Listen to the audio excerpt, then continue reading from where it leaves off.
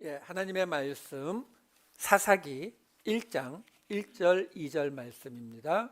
사사기 1장 1절과 2절 말씀, 우리 두 절밖에 안 되니까 함께 읽었으면 좋겠습니다. 우리 함께 읽겠습니다. 시작. 여호수아가 죽은 후에 이스라엘 자손이 여호와께 여쭈어 이르되 우리 가운데 누가 먼저 올라가서 가나안 족속과 싸우리이까? 여호와께서 이르시되 유다가 올라갈지니라. 보라, 내가 이 땅을 그의 손에 넘겨 주었노라 하시니라. 아멘. 지난번에도 한번 언급했지만 3년 반 만에 구약 성경으로 들어왔습니다. 기록을 보니까 2021년 7월 마지막에 창세기를 끝내고 그리고 내내 신약만 봤더라고요. 자, 이제 사사기라는 말씀으로 들어갑니다.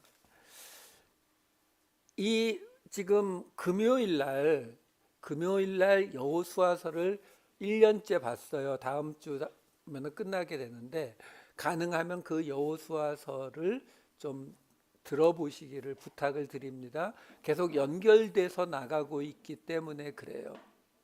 이게 지금 사사기라고 하는데 이 사사라는 말은 정확히는 사사들이에요.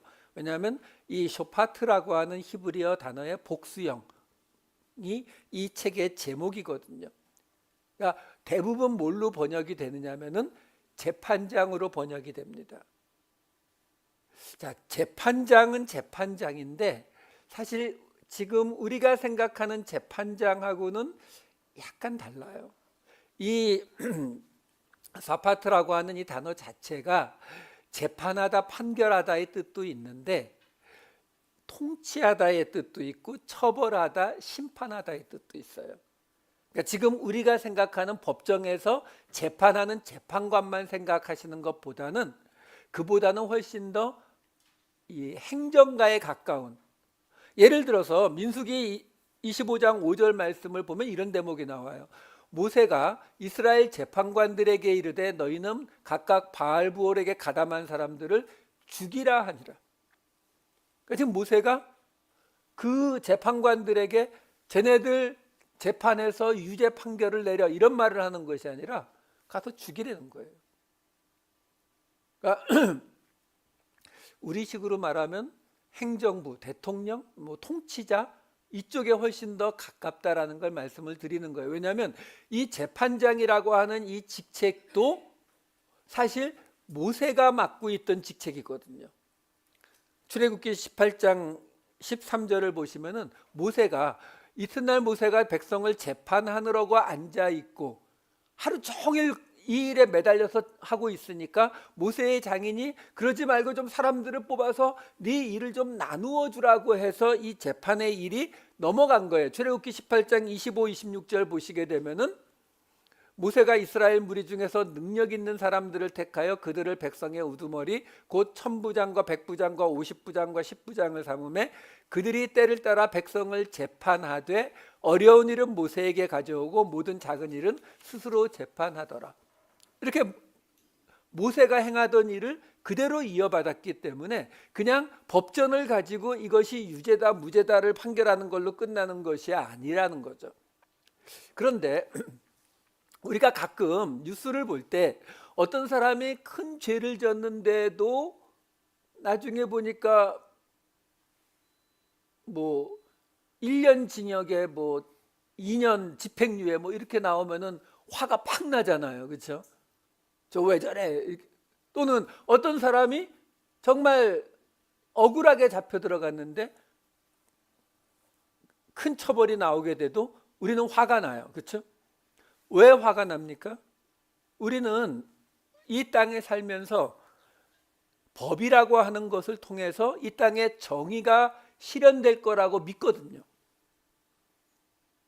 맞아요. 우리 그 법정 앞에 있는 이 여신 있잖아요. 미국은 눈 가리고 있고 저울 들고 있고 칼 들고 있고 그 여신의 이름이 정의의 여신이거든요. 자, 문제는 그러면 그 법을 통해서 이룰 수 있는 정의가 뭐예요? 그게 뭐예요? 인과응보, 권선징악이잖아요.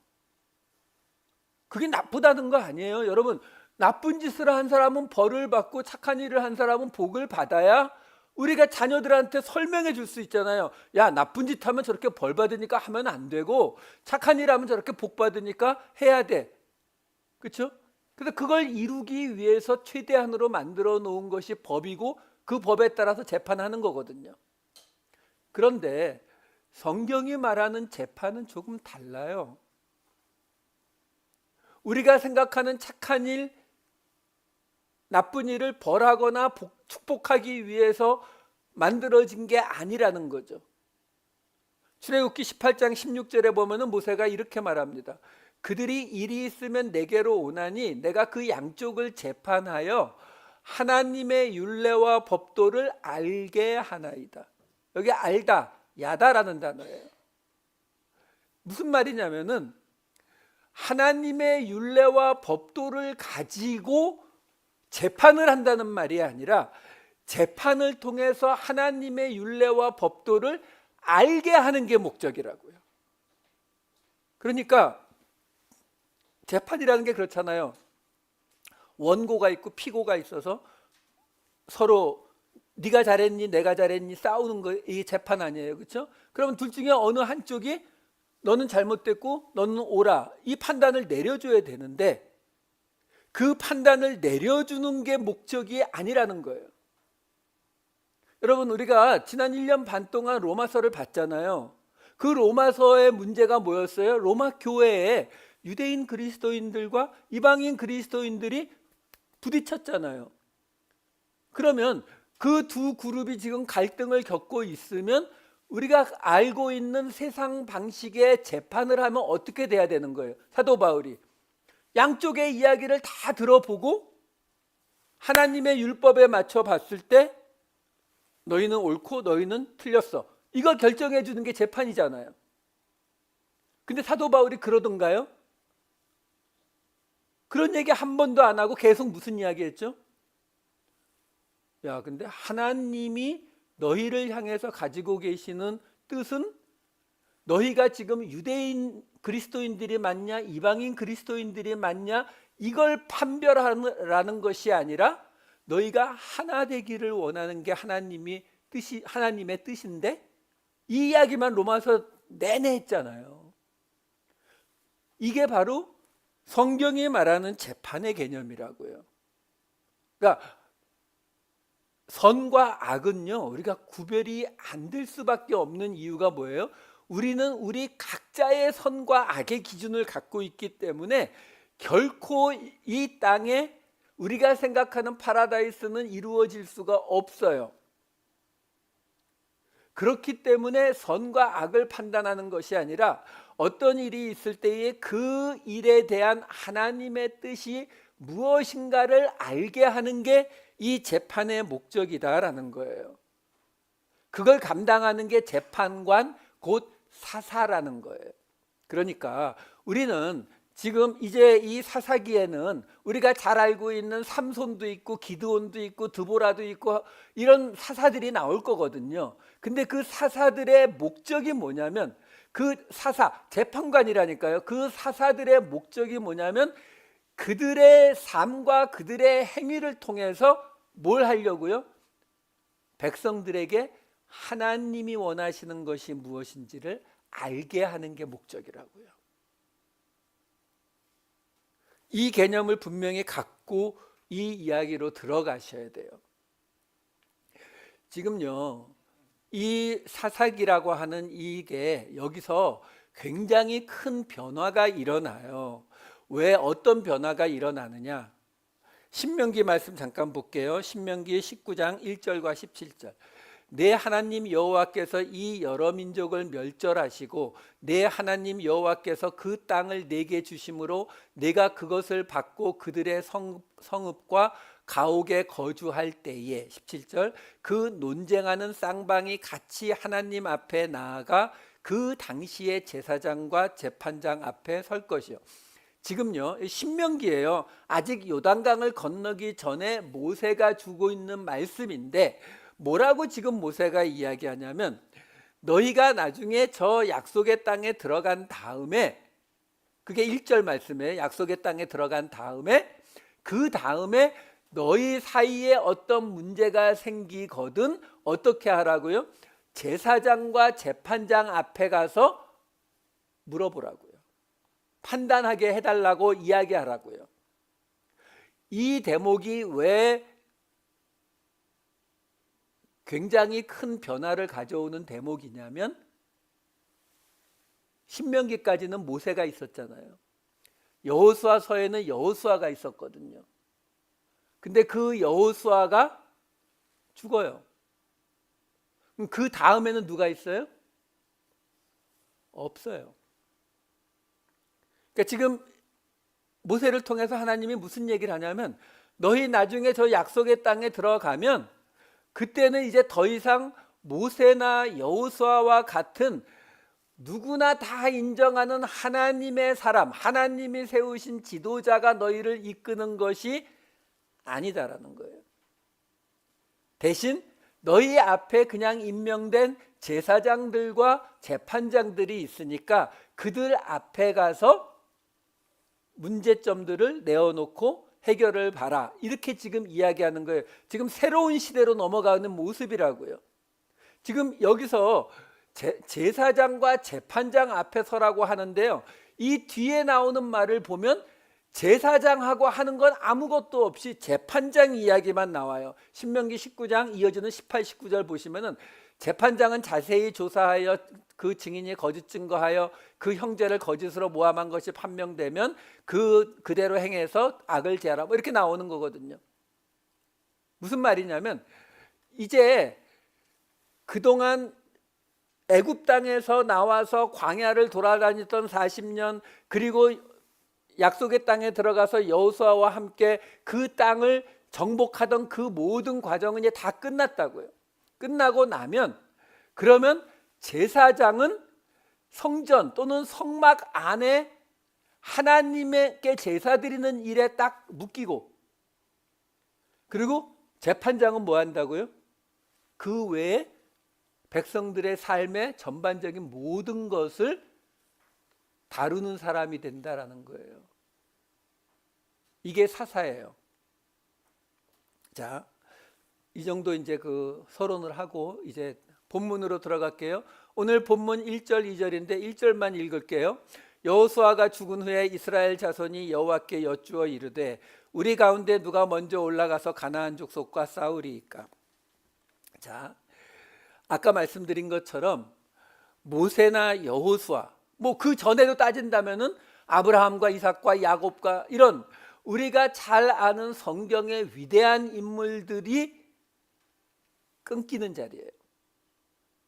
그런데 지금 여기 한글 성경에는 그냥 여호수아가 죽은 후에 이렇게 시작이 되지만 히브리어 원어에는 맨 앞에 와예히라고 하는 말이 붙어 있어서 그리고 무엇이 있었다. 그러니까 영어식으로 말하면 and 그리고 is 비동사가 나와요. 이게 맨 앞에 붙어 있어요. 그러니까 그걸 넣어서 읽으면 어떻게 되는 거냐면 그리고 여호수아가 죽은 후에 이스라엘 자손이 여호와께 여쭈어 그러니까 물어봤다 이렇게 되는 거예요. 큰 차이가 없는 것 같지만 여러분 왜 제가 이 말씀을 드리냐면은 요 바로 앞에 여호수아서 마지막 24장 맨 끝에 무슨 이야기가 나오냐면은 여호수아가 110세에 죽어서 조상에게로 돌아갔고 그리고 어쩌고저쩌고 하는 그 마지막 이야기가 나오거든요. 그 이야기가 나오는데 그 다음에 들어가 있는 사사기에서 그리고 여호수아가 죽은 후에 이스라엘 자손이 하나님께 이렇게 물어봤다라고 나온단 말이에요. 그 말은 뭐예요? 이 사사기가 뚝 떨어진 책이 아니라 여호수아서에 그대로 연결되는 책이다라는 것을 말해주려고 하는 거예요. 왜? 아까도 말씀드렸지만 이 사사기라고 하는 책이 가장 오해를 많이 받는 책이거든요. 어떤 오해를 받아요? 모세가 있었고 여호수아가 있었고 그 다음에 이 사사기를 지나고 나면 그 다음에 누가 나와요? 사무엘이 나오고 그렇죠? 그리고 사울이라고 하는 잠시 뒤떨어지는 사람이 있었지만 그 다음에 다윗과 솔로몬이 나오잖아요. 그렇죠? 이 위대한 성경 속의 인물들이 쭉 이어지는데 여기는 좀 암흑기 같은, 그렇잖아요. 솔직히 사사 중에 제일 유명한 게 삼손 아닙니까? 근데 목사님들이 이 사사들에 관한 설교를 잘 안 하는 이유가 뭐예요? 아니, 삼손 그러면은 하나님의 사람으로 뭐 블레셋을 많이 물리치고 뭐 이런 것도 있지만 우리가 잘 알다시피 뭐 본받자라고 하기에는 좀 뭔가 찝찝한 부분들이 있잖아요. 그렇죠? 사사들이 대부분 다 그래요. 그러다 보니까 오해가 되죠. 어떤 것처럼 마치 애굽에서 430년 있었던 기간에 대한 기록이 없잖아요, 성경에. 그것처럼 이것도 그냥 암흑기. 이 기간은 이 사람들이 하나님 말씀을 안 들어가지고 이건 망했던 기간, 이렇게 생각해요. 그렇게 생각하게 하는 근거가 뭐냐면은 이 사사기에는 거의 비슷한 말이 4번이 반복돼서 나오는 곳이 있어요. 17장 6절, 18장 1절, 그때에는 이스라엘에 왕이 없었으므로 사람마다 자기 소견에 옳은 대로 행하였더라. 18장 1절, 그때에 이스라엘에 왕이 없었고, 19장 1절, 이스라엘에 왕이 없을 그때에, 그 다음이요. 그리고 21장 25절은 사사기의 맨 마지막 절이에요. 그때에 이스라엘에 왕이 없으므로 사람이 각기 자기의 소견에 옳은 대로 행하였더라. 사사기 기간은 이게 왕이 없고 사람들이 다 지 멋대로 지 하고 싶은 대로 살았던 기간이로구나, 이렇게 생각하게 하는 원인이 이 구절들이에요. 그리고 아까 말씀드린 것처럼 이게 지나면 왕이 세워지는데 그 왕이, 첫 번째 왕은 좀 실패했지만 다윗과 솔로몬이 이어지잖아요. 그렇죠? 그러니까 다윗의 시대, 그 시대가 와야 되는데 이 사사기는 그 시대가 오기 전에 왕이 없어서 자기 소견대로, 자기가 그냥 원하는 대로 각자 자기 멋대로 살았던 암흑기의 시대다, 이렇게 받아들여 버리거든요. 아니라는 거예요. 그 부분이 사실은 우리가 하나님을 믿는다라고 할 때에 우리가 빠지는 가장 큰 함정이거든요. 여러분, 다윗이나 솔로몬, 이 왕들의 시기가 왜 하나님의 뜻에 맞는 시기라고 생각하세요? 그때에 이스라엘이 가장 부강했으니까. 이게 우리가 대부분 하는 이야기잖아요. 그러면 나라가 잘 살고 교회가 큰 교회가 되면은 그게 다 하나님의 뜻 맞는 거죠? 아니지 않나요? 보시면은요, 성경이 아주 클리어하게 이야기해 줍니다. 사무엘상 8장 6절과 7절 이렇게 나와요. 우리에게 왕을 주어 우리를 다스리게 하라 했을 때에 사무엘이 그것을 기뻐하지 아니하여 여호와께 기도하며, 여호와께서는 사무엘에게 이르시되 백성이 내게 한 말을 다 들으라. 이는 그들이 너를 버림이 아니요 나를 버려 자기들의 왕이 되지 못하게 함이니라. 하나님이 왕을 세우는 것을 결코 좋아하지 않으셨어요. 사무엘상 10장 19절에도 똑같이 나오죠. 뒤에만 읽을게요. 우리 위에 왕을 세우라 하는도다. 그 앞에 있는, 너희의 하나님을 오늘 버리고 이르기를 우리 위에 왕을 세우라 하는도다. 그러니까 왕을 세운다는 것이 하나님을 버린다라고 얘기하잖아요. 이 정도가 아니에요. 아예 죄라고까지 이야기하십니다. 사무엘상 12장 17절. 오늘은 밀베는 때가 아니냐, 내가 여호와께 아뢰리니 여호와께서 우레와 비를 보내사 너희가 왕을 구한 일, 곧 여호와의 목전에서 범한 죄악이 큼을 너희에게 밝히 알게 하시리라. 그러니까 밀 추수할 때에 갑자기 우레, 천둥과 비를 보내서 그 밀 농사 망치게 하시겠다는 거예요. 그 이유가 뭐냐면 왕을 구한 그것이 죄라는 걸 깨닫게 하려고. 하나님이 왕을 구하는 걸 원하지 않으셨다는 거예요. 왕을 세우는 걸 원하지 않으셨어요. 그러면 아까 보았던 이 사사기에 4번씩 나오는 그때의 왕이 없었으므로 이건 도대체 어떻게 해석을 해야 되는가 하는 거죠. 여러분, 잠깐 다른 이야기를 잠깐 드릴게요. 무슨 이야기냐면 우리가 레위기 11장에 보면은 하나님께서 먹어도 되는 짐승과 먹어서는 안 되는 부정한 짐승을 쫙 늘어놓습니다. 그래서 소나 양처럼 굽이 있는 짐승은 먹어도 되지만 뭐 낙타나 돼지나 뭐 이런 거는 부정하다고 먹으면 안 된다라고 이야기를 하시는 장면이 나와요.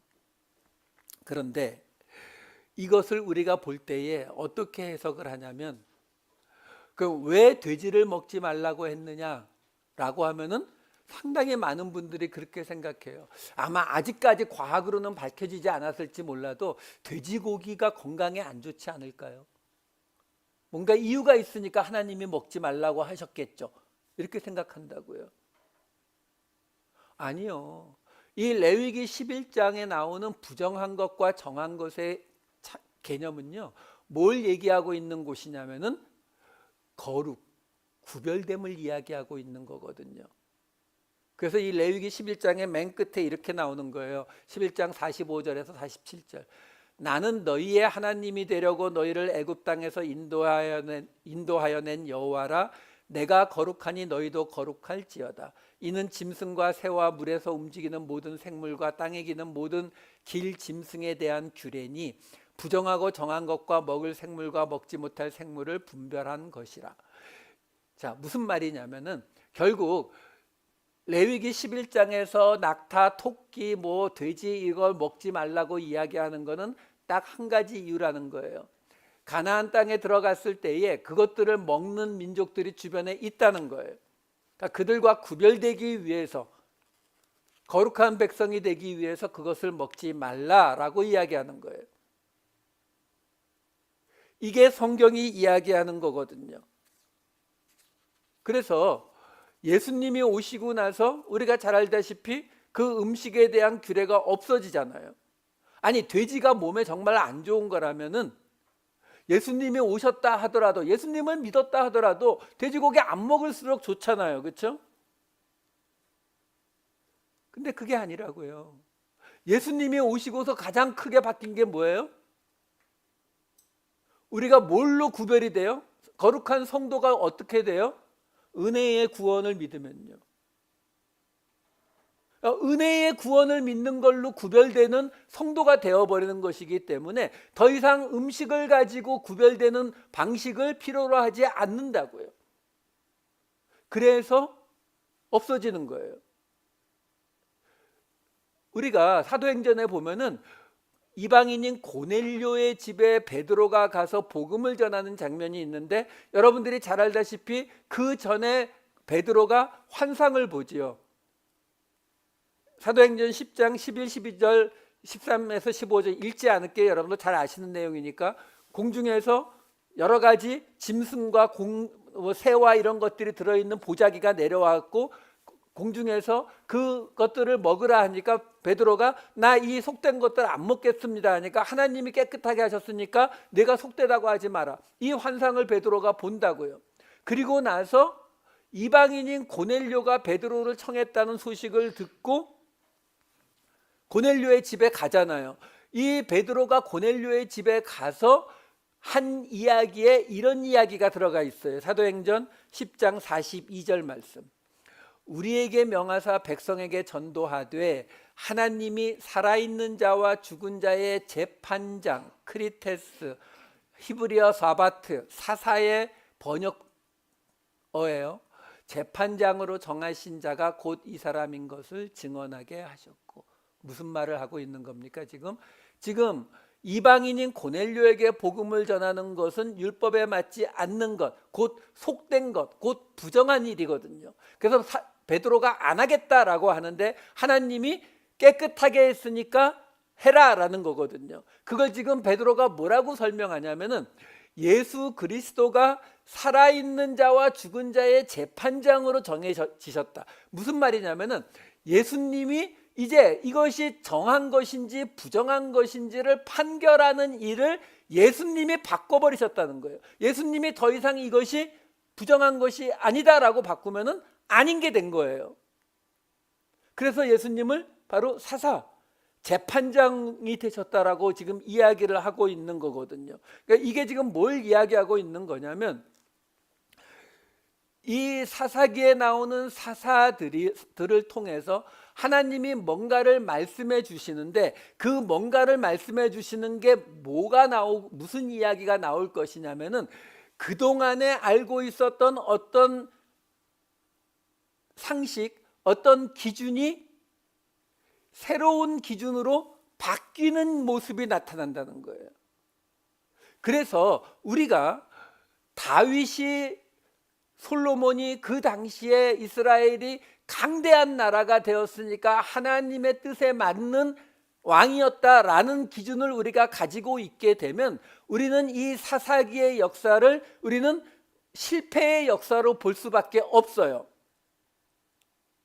근데 지금 이 사사기를 통해서 하나님은 뭘 원하시고 계시느냐? 이 사사기를 통해서 우리의 그 기준이 바뀌기를 원하시는 거예요. 우리의 기준이요. 그러니까 이렇게 생각하시면 돼요. 지금 왕이 필요한 이유가 있잖아요.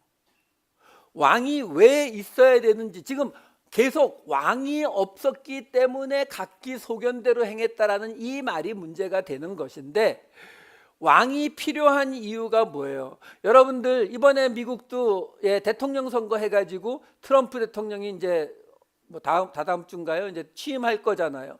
한국에서도 뭐 요즘 시끄럽잖아요. 쫓아내니 많이. 여러분, 그러면 지금 여기서 말하는 왕이 지금 뭐 대통령하고 비슷하다고 치자고요. 근데 그 왕이 왜 필요하죠? 여러분, 왕이 필요한, 좋은 대통령이 필요한 이유가 뭐예요? 좋은 대통령이 뽑히면 우리의 삶이 좀 나아지겠죠. 그렇죠? 근데 우리가 꼭 아셔야 되는 게 하나 있어요. 뭐냐면 그 어떤 아무리 뛰어난 대통령을 뽑는다 할지라도 그 한 사람이 이 세상을 다 바꿔주지는 못해요. 우리는 그저 최선을 다해서 가장 좋은 사람을 뽑으려고 노력은 해야죠. 하지만 그 한 사람이 이 세상을 다 바꿔주지 못해요. 왜요? 오늘 아침에 교회로 오는 차 안에서 어느 목사님의 설교를 들으면서 왔는데 그런 설교를 하시더라고요. 천국에 관한 설교를 하시면서 천국에 가면 마귀나 귀신이 없기 때문에 더 이상 죄를 짓지 않고 거기는 너무나 행복한 곳이라고. 저는 은혜가 부족해서 그런지 그런 말씀을 들을 때 걸려요. 그러면 마귀나 귀신이 없으면 우리는 여기서도 죄를 안 지을 수 있는 거네요. 그렇죠? 하나님이 여기 마귀나 귀신을 남겨두셔가지고 우리가 어쩔 수 없이 죄를 짓고 계신 거 맞죠? 아니잖아요.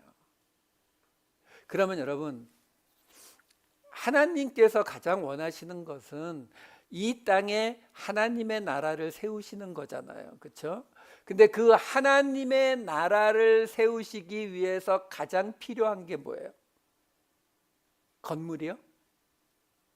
아니죠. 사람. 그렇죠? 사람이 필요하죠. 하나님을 믿고 따르는 사람들이 필요하다고요.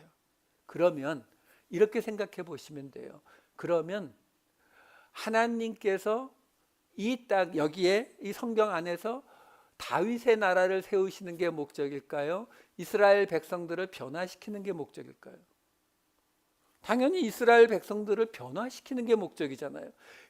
사람이 변하면 그 사람들이 이스라엘에 있든 팔레스타인에 있든 한국에 있든 그들이 있는 곳에 하나님의 나라가 세워지는 거잖아요.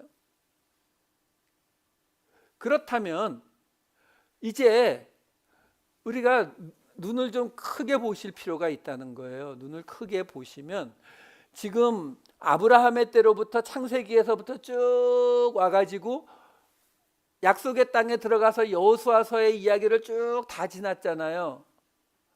그리고 나서 이제 다윗의 왕국이 저 앞에 보이는데 그 전에 이 사사기의 시대를 지나가고 있거든요. 그러면 이 사사기의 시대는 다윗의 왕국을 그냥 준비하기 위한 시대냐?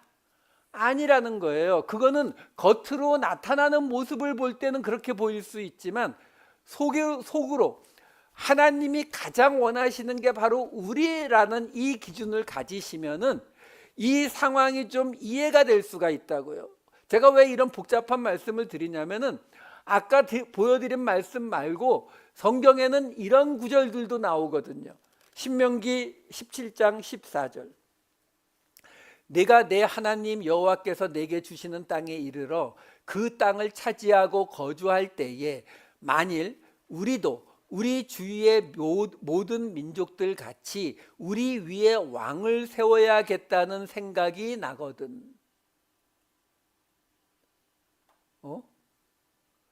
아까 우리가 봤을 때 하나님이 왕을 세우는 거는 하나님을 버리는 거라고, 왕을 세우겠다고 하는 거는 하나님 앞에 죄를 지은 거라고까지 얘기했거든요. 근데 같은 신명기인데 여기서는 너희도 왕을 세워야겠다는 생각이 나거든. 그러면 그 다음에 그러면 하나님의 벌이 너희에게 임할 거야 이렇게 나와야 되는데 이어지는 15절은 이렇게 나와요. 반드시 내 하나님 여호와께서 택하신 자를 내 위에 왕으로 세울 것이며 내 위에 왕을 세우려면 내 형제 중에서 한 사람을 할 것이요 내 형제 아닌 타국인을 내 위에 세우지 말 것이며. 그리고 이제 이 뒤로는 그 왕은 병거를 많이 가지지 말고 뭐 아내를 많이 두지 말고 뭐 왕이 지켜야 할 것들까지 설명이 아주 자세히 나와요. 그러면 왕을 세우라는 거예요? 말라는 거예요? 아니 하나님 버리는 거고 죄를 짓는 거라면서요. 근데 왕을 세워야겠다는 생각이 나면 세울 때는 이렇게 세우래요.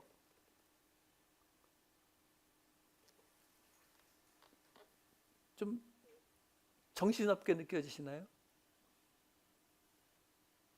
여러분, 성경이 우리에게 한 권 한 권 주어진 것이 아니라 한꺼번에 주어진 이유가 있어요. 이걸 통해서 하나님께서 우리를 만들어 가시는 거예요.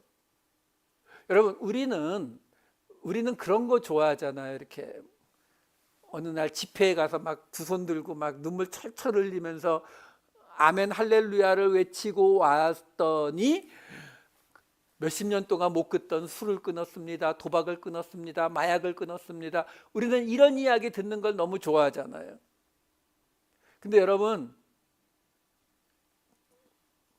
모르겠어요. 저만 그런 경험을 했는지 몰라도 끊고 한 달이나 두 달 뒤에 보니까 다시 피던데요.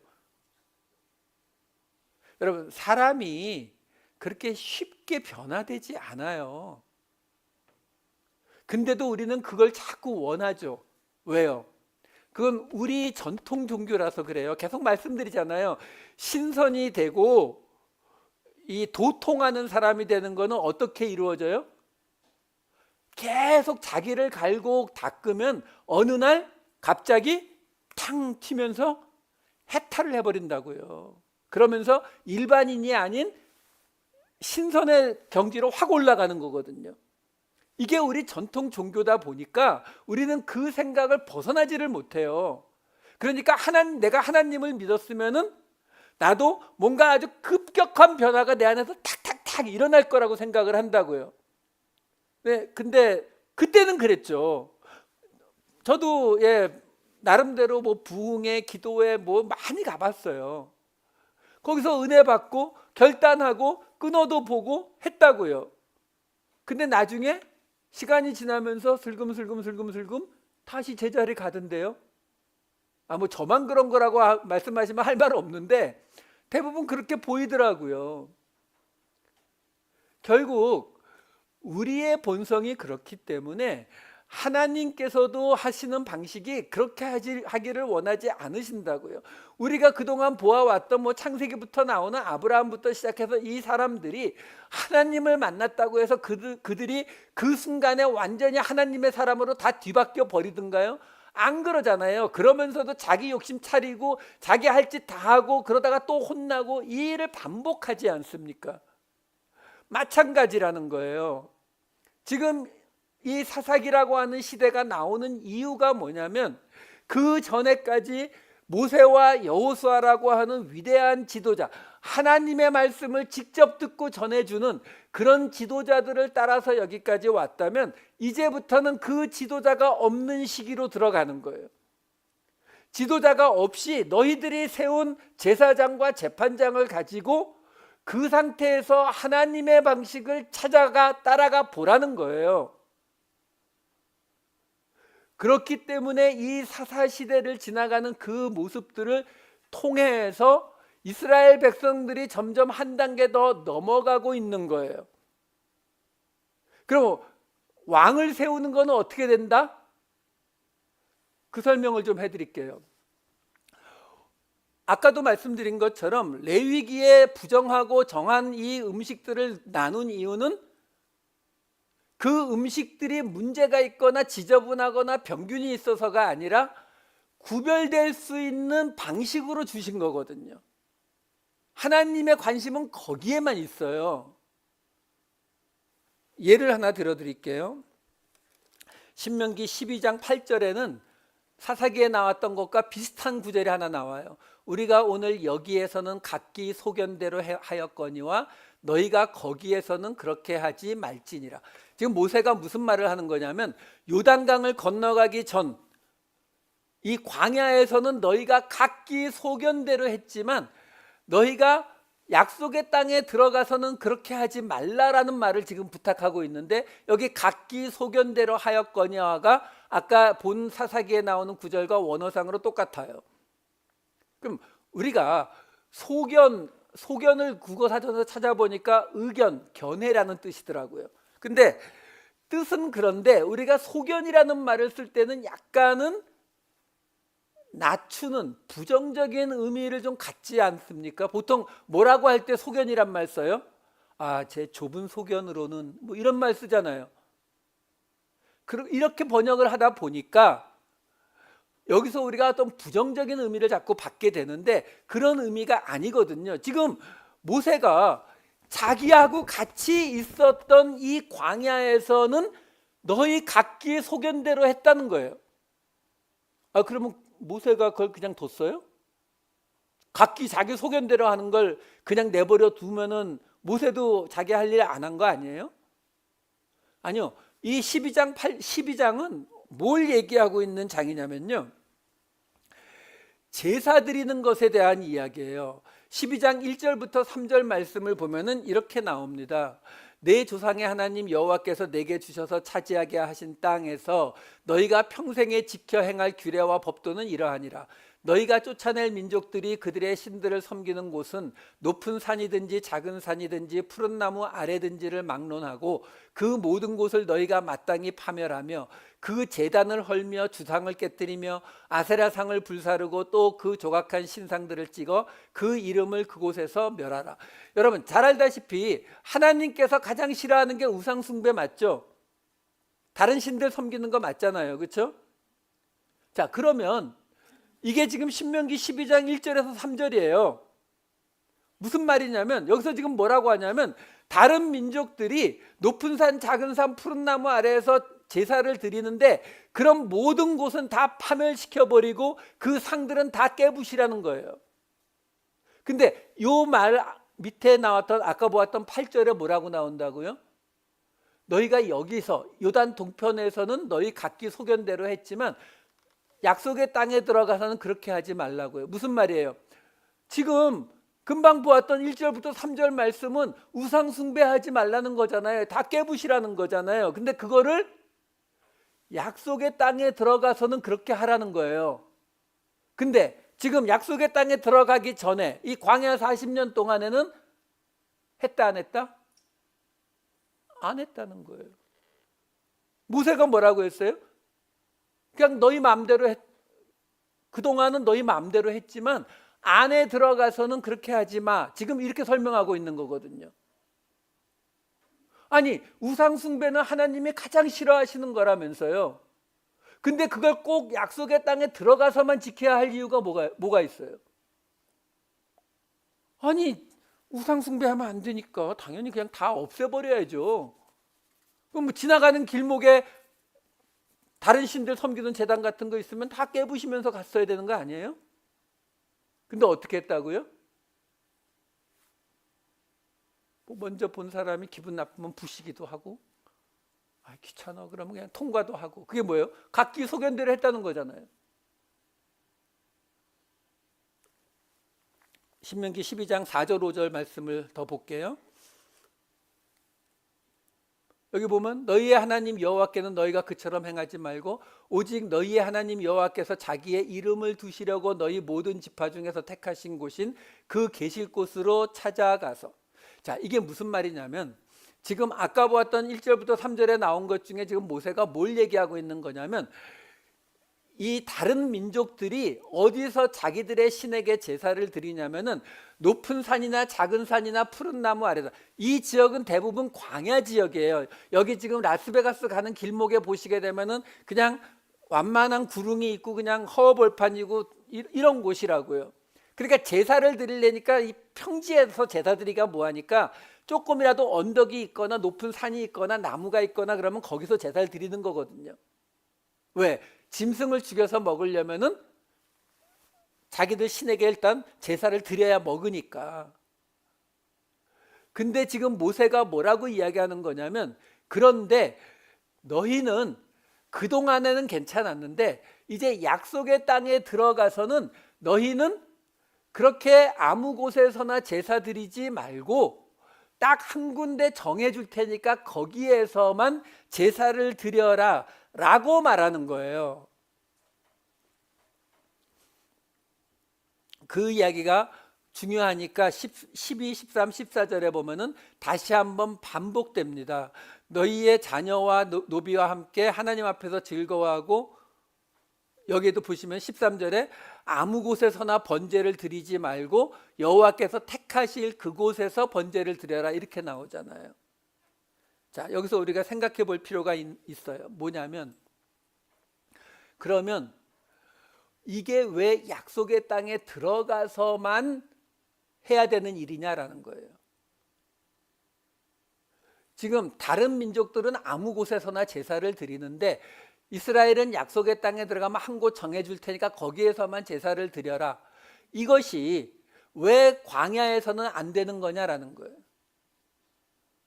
여러분, 하나님 외에 다른 신이 있어요, 없어요? 고린도전서 8장 4절 볼게요. 그러므로 우상의 제물을 먹는 일에 대하여는 우리가 우상은 세상에 아무것도 아니며 또한 하나님은 한 분밖에 없는 줄 아노라. 성경은요, 그게 바알이든 뭐 아세라든 그런 신이 존재한다고 보지를 않습니다. 그건 그냥 다 나무 토막이고 돌덩이에요. 사도 바울이 지금 이 제물 먹는 거에 대해서 우상은 아무것도 아니라는 거거든요. 하나님은 한 분밖에 없다는 거예요. 자, 그러면 다시 생각해 보시자고요. 지금 다른 신들에게 이 이방 민족들이 제사를 드리는데 그들은 아무 데서나 자기들이 필요한 곳에서 제사를 드리는데 하나님은 한 곳 정해줄 테니까 거기서만 드려라라는 거예요. 그것 때문에 하나님이 무슨 말씀까지 하시냐면은 이들은 유목민이니까 짐승을 죽여서 먹는 게 굉장히 흔하다고요. 짐승을 죽여서 먹으려면은 그 피를 뿌리면서 뭔가 멀쩡히 살아있는 짐승을 죽이니까 그게 사람이 마음에 가책이 안 갈 리가 없잖아요. 그러니까 그 가책을 없애기 위해서라도 자기들이 믿는 신 요만하게 돌덩이 쌓고 그 제단에다가 뿌리면서 우리 한국식으로 말하면 고시래 뭐 이러면서 신이 이 내 죄를 덮어줄 거야 이렇게 생각하고 나머지를 그 짐승을 잡아먹었다고요. 근데 지금 하나님이 뭐라고 하시냐면 약속의 땅에 들어갔을 때 한 군데만 딱 정해줄 테니까 거기서 하라는 거예요. 그러면 아니 지금 거기까지 가려면 3일 길을 걸어가야 되는데 지금 배고파서 지금 양 잡아 먹어야 되는데 그건 어떻게 해야 돼요? 그러니까 이 신명기 12장을 읽어보시면은 안 해도 된다 그래요. 안 해도 돼. 그냥 가까우면 와서 하는데 뭐 거리가 멀면 그냥 제사 드리지 말고 그냥 먹어 이렇게 나와버려요. 왜 그래요? 이유 딱 하나예요. 다른 민족들이 하는 것과 이스라엘 구별되라고요. 광야에서는요 상관없거든요. 왜? 광야에서는 다른 민족과 비교될 게 없어요. 왜 자꾸 구별되는 것을 하나님이 이토록 원하신다고요? 안 그러면 다른 민족과 섞여서 없어져 버리니까. 그걸 지켜주시려고 하는 거거든요. 그걸 지켜야 되는데 다른 민족과 같이 하게 되면 실제로 이스라엘에 가보면 유적지 중에서 하나님 제단 바로 옆에 바알 제단 다 요만큼 작은 거지만 같이 놓여 있는 곳들도 있어요. 왜? 필요하니까 그냥 같이 세워서 쓰는 거거든요. 근데 그렇게 하게 되면 뭐가 돼요? 너는 바알한테 드리니 나는 하나님한테 드린다? 이걸로 구별돼요? 지금 어떤 분이 묻더라고요. 왜 기독교에는 이렇게 이단이 많아요? 왜 많냐고요? 다 똑같은 거 말하니까요. 기독교나 무당이나 신천지나 다 잘 믿으면 어떻게 된다고요? 복 받는다고 얘기하잖아요. 그러니까 아무리 우리는 저 신천지 이만희가 아니라 우리는 예수 그리스도를 섬기는 거야 라고 말해봐야 소용이 없어요. 왜? 같이 제사 드리고 있는 건데요. 뭐. 똑같이 같이 제사 드리고 우리는 하나님한테 하는 거야. 그러려면 엘리야처럼 이쪽은 불 안 내리고 이쪽은 불 내리고 뭐 이런 거라도 하시든지. 그렇게 구별 만들지 못하는 이상은 구별 안 돼요.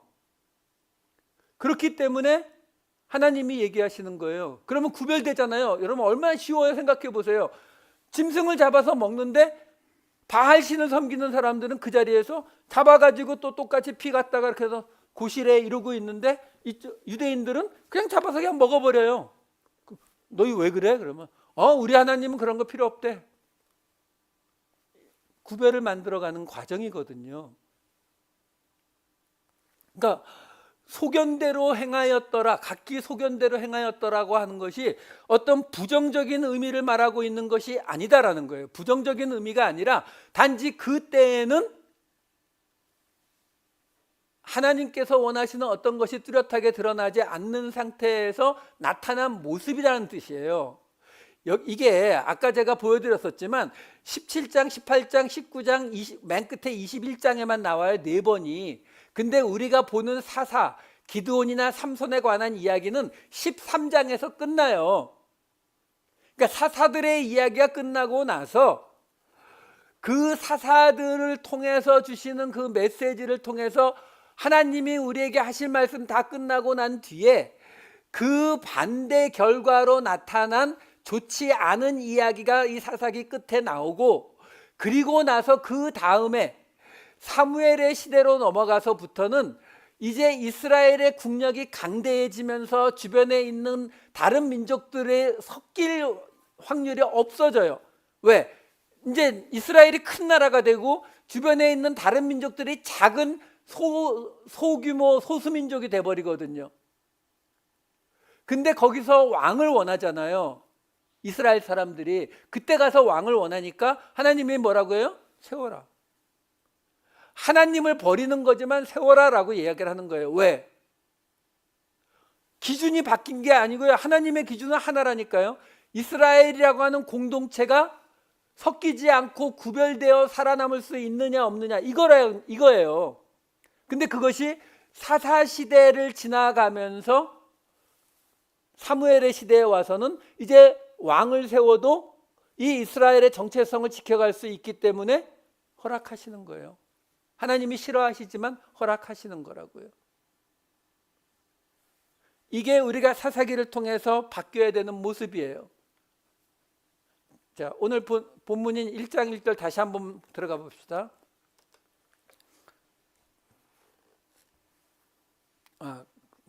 건너뛰었나요?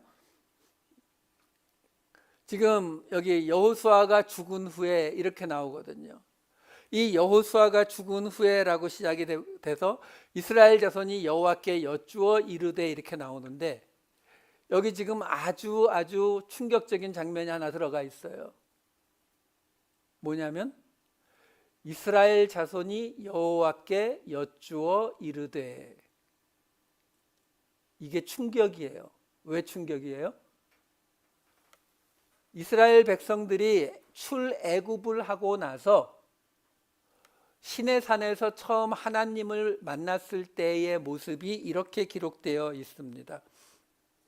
출애굽기 19장 21절, 20장 19절. 여호와께서 모세에게 이르시되 내려가서 백성을 경고하라. 백성이 밀고 들어와 나 여호와에게로 와서 보려고 하다가 많이 죽을까 하노라. 20장 19절. 모세에게 이르되 당신이 우리에게 말씀하옵소서. 우리가 들으리이다. 하나님이 우리에게 말씀하시지 말게 하소서. 우리가 죽을까 하나이다. 처음 시내산에서 하나님을 만날 때 하나님도 올라오지 못하게 했고 백성도 하나님을 만나길 원하지 않았어요. 그리고 이때부터 여호수아가 죽을 때까지 한 번도 이스라엘 백성들이 하나님을 직접 대면해서 말한 적이 없어요. 당연하죠. 왜? 모세와 여호수아라고 하는 하나님의 말씀을 받아주는 사람이 있었으니까. 자, 그런데 여호수아가 죽은 후에 어떤 일이 벌어졌다고요? 이스라엘 자손이 하나님께 직접 묻습니다. 우리 중 누가 올라가서 가나안 민족과 싸울까요? 그리고 하나님이 그 말씀에 대답하시더라라는 거예요. 이게 우리에게 또 하나 보여주는 거죠. 모세와 여호수아로 이어지던 이 시대가 끝나고 완전히 새로운 시대로 들어왔다라는 거예요. 이제는 그런 하나님의 말씀을 직접 듣고서 전해주는 사람이 없이 그냥 평범한 사람들이 모여서 제사장과 재판장을 세워서 하나님의 율법과 규례를 깨달아 가면서 하나님과 직접 이야기할 수 있는 시대. 이거 어디서 많이 듣던 이야기죠? 네, 신약 시대요. 예수님이 오신 시대요. 하나님과 직접 이야기할 수 있는 시대가 뭐예요? 임마누엘의 하나님. 그렇죠? 이미 하나님께서는 이때에 이미 우리에게 이걸 연습시켰다고요. 그래서 디모데후서에도 보면은 예수님을 뭐라고 말합니까? 디모데후서 4장 8절에 보면은 의의 면류관이 예비되었으므로 주 곧 의로우신 재판장이 그날에 내게 주실 것이며, 여기서도 예수님을 재판장이라고 소개하잖아요. 자, 그러면 이제 다음 주부터 들어갈 이 사사기에서 사사들이 뭘 우리에게 보여준다고요? 예수님의 모습을 보여준다고요. 그걸 찾아내셔야 돼요. 그 모습이 보이셔야 돼요. 삼손이 저렇게 말썽을 부리고 여자 쫓아다니고 뭐 입다가 사고치고 뭐 이런 이야기들 속에서 그럼에도 불구하고 그들을 통해서 하나님이 어떤 역사를 이루어 가시는지 그것을 예표하는 모습들로 이 사사기가 주어졌다고요. 이 사사기가 있기 때문에 우리는 뭘 바랄 수가 있어요? 하나님께서는 구약시대 때에도 이미 누구? 바로 우리 유명한 사람이 아니라 저 높은 사람이 아니라 그냥 평범한 하나님의 백성들인 우리를 통해서 예수 그리스도를 보여주고 계셨다라는 거예요. 이 시대는 결코 실패의 시대가 아닙니다. 하나님께서 우리를 계속 바꾸어가는 시대라는 것이에요. 이 말씀들을 따라가는 동안 우리가 변화되기를 원하시는, 우리를 바꾸기를 원하시는 그 하나님의 뜻대로 조금씩 변화되어 가시는 저와 여러분 되시기를 우리 주님의 이름으로 축원드립니다. 우리 오늘 말씀을 생각하면서 우리 첫날이니까 한번 함께 잠깐 기도했으면 좋겠어요. 말씀을 생각하면서 이 사사기의 말씀, 새로운 시대, 새로운 시대를 열어주시는 이 하나님의 말씀이 우리 마음속에 와닿게 해달라고 우리 모두 함께 잠시 기도하도록 하겠습니다. 사랑이 많으신 아버지 하나님, 오늘 저희들에게 주신 이 말씀들이 우리에게 하나님의 말씀으로 오게 하여 주시기를 원합니다. 우리를 향하신 하나님의 의도가 깨달아지게 되기를 원합니다. 아버지 하나님, 이 말씀들을 통해 우리로 새롭게 나아가게 하옵소서. 아버지 하나님, 모세와 여호수아만 바라보던 시대에서 이제는 진정 하나님께서 우리를 이끌어 주시는 새로운 시대를 맞이할 수 있도록 주님 도와주시옵소서.